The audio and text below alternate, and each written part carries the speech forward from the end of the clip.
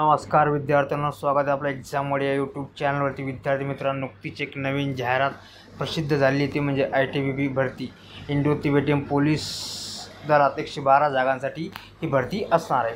चला तर व्हिडिओला सुरुवात करून संपूर्ण जाहिरात आपण इथे बघून घेणार आहोत।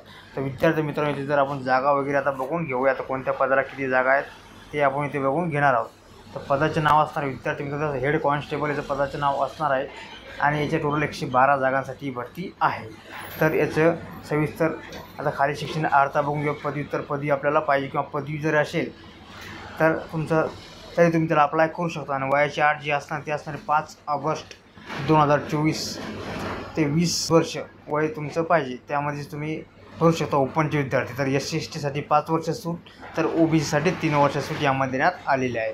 नोकरीचे ठिकाण संपूर्ण भारतामध्ये असणार आहे। याचे आवेदन फी जे असणार आहे ओपन, OBC आणि EWSसाठी 100 रुपये, तसेच SC ST आणि एक्स सर्व्हिसमॅन आणि महिला कोणती असो, ओपन असो OBC कोणती असो, त्यांना फी नाही आहे। तर याच्यानंतर आता आपण पूर्ण जाहिरातसुद्धा इथून बघून घेणार आहोत। याचे आवेदन तुम्हाला जर पात्र असेल तर आता कास्टनुसार आपण जे जागा बघून घेऊयात, कोणत्या कास्टला किती जागा आहेत। हेड कॉन्स्टेबल एज्युकेशन स्टेट याची ज्या जागा असणार 112, त्यापैकी पुरुषांना ओपनमध्ये 37, SCमध्ये 15, STमध्ये 7, OBCमध्ये 24 आणि EWSमध्ये 13, अशा 96 जागा। तर महिलांना ओपनमध्ये 6, SCमध्ये 3, STमध्ये 1, OBCमध्ये 4, EWSमध्ये 2, अशा 16, टोटल 112 जागा असणार आहे। तर याची जी आवेदन फी तुम्हाला मी ते सांगितलेली आहे 100 रुपयाची आवेदन फी असणार आहे। तर याची एज लिमिट पुन्हा एकदा सांगतो, ओपनमध्ये जर विद्यार्थी असेल तर 20 ते 25 वर्ष जर तुमचं वय असेल तर तुम्ही त्याला अप्लाय करू शकता 20 पासून 25पर्यंत।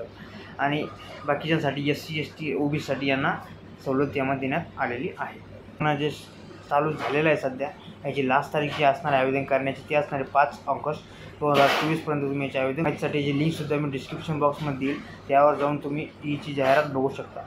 आणि जर हा व्हिडिओ जर तुम्हाला आवडला असेल लाईक आणि शेअर करायला विसरू नका। तुम्ही जर एक्झाम वाडीवरती नवीन असाल तर कृपया सबस्क्राईब करायला सुद्धा विसरू नका। जय हिंद, जय महाराष्ट्र।